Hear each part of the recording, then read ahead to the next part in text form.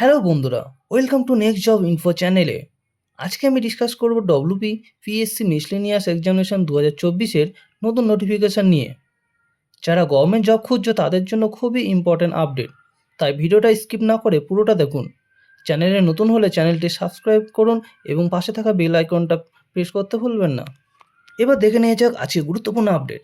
Organisation হলো West Bengal public service commission, যাকে আমরা সংক্ষেপে ডব্লিউবিপিএসসি বলে থাকি। Exam name miscellaneous service examination 2024। Advertisement নম্বরটি হলো 13/2024। নোটিফিকেশান রিলিজ হয়েছে 25শে এপ্রিল 2026। এই এক্সাম নিয়ে অনেক গুরুত্বপূর্ণ পোস্টে রিক্রুটমেন্ট হয়। তাহলে চলুন এবার দেখে নিই ইম্পর্ট্যান্ট ডেটগুলি। অ্যাপ্লিকেশন স্টার্ট 30শে এপ্রিল 2026 এবং এটির লাস্ট ডেট আছে 20 মে 2026। তাই টাইম খুবই কম, দেরি না করে আজই অ্যাপ্লাই করে ফেলুন। Post and job type. Miscellaneous মানে একটা এক্সাম দিয়ে অনেক রকম পোস্ট, যেমন inspector, assistant, officer level post.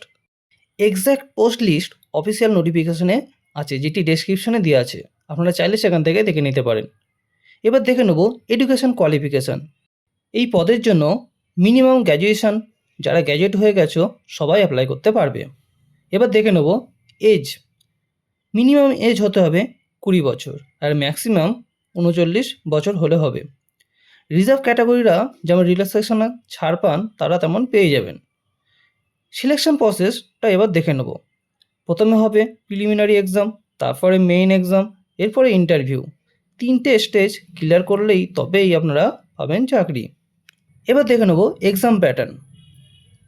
MCQ টাইপের কোশ্চেন থাকবে, যেখানে জেনারেল স্টাডিজ, ইংলিশ এবং ম্যাথ এই নিয়ে কোশ্চেন হবে। এবার পরবর্তীতে দেখে নেব কীভাবে আপনারা অ্যাপ্লাই করতে পারবেন। প্রথমে অফিসিয়াল ওয়েবসাইটে যেতে হবে, তারপরে অ্যাপ্লাই অনলাইন সেখানে ক্লিক করতে হবে, এরপরে রেজিস্ট্রেশন করতে হবে, তারপর ফর্ম ফিল আপ করতে হবে এবং ডকুমেন্ট আপলোড করতে হবে। সবশেষে সাবমিট করলেই এটি হয়ে যাবে। সবশেষে যদি ভিডিওটা ভালো লাগে তবে একটা লাইক, শেয়ার অ্যান্ড সাবস্ক্রাইব করতে ভুলবেন না। এই রকম আরও জব আপডেট পেতে চ্যানেলটা সাবস্ক্রাইব করে রাখুন। ধন্যবাদ।